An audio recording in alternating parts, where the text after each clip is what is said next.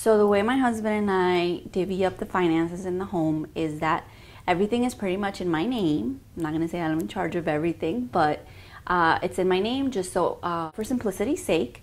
And then what we do is I pay all the bills at the end of the month, and Chris just gives me like a little bit of a contribution every month just to cover the expenses. So that way it's not like half of this and half of this, just to keep it simple. And then the other thing we do is that we have a credit card.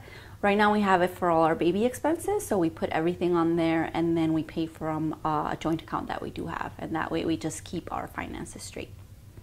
Interesantemente, yo creo que el tema del dinero realmente se convierte en tal controversia para tantas parejas que terminan divorciándose, terminan durmiendo en camas separadas. Pero el día que uno dice sí acepto, y dices en las buenas y en las malas, en la riqueza y en la pobreza, yo creo que realmente no es chiste, es la realidad. Mi consejo número uno para cualquier pareja, diría yo, que es no ignorar el tema, porque definitivamente se convierte en ese monstruo en el closet que se va a hacer más grande y no va a desaparecer. Así que con tu pareja o con tu esposo, mantén las cuentas bien claras y compartan información respecto a sus finanzas. So I definitely wouldn't consider myself an expert in financial matters, but I have heard one really good piece of advice, which is that you should always have 3 different accounts. One that you share to pay the bills, and then one for each person in the relationship. And I think this is a good way to avoid fights over, whether or not you should be buying that cute pair of shoes, or, whether you should be spending $300 on a ticket for a football game. So it seems to be a safe bet to keep your finances separate, but sort of talk about, your household needs.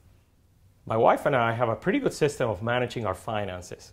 We have basically one golden rule that we never break, and that one is to keep all of our accounts separate. She has her own credit cards, I have my credit cards, her own bank account, I have mine.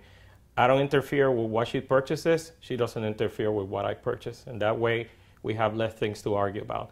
Now, when it comes to other things like paying the bills around the house, the mortgage, electric bills, and so forth, we already devised a system in which she takes care of certain bills and I take care of others. And my advice to you is that if you can, keep your accounts separate and you'll have less things to fight about as a couple.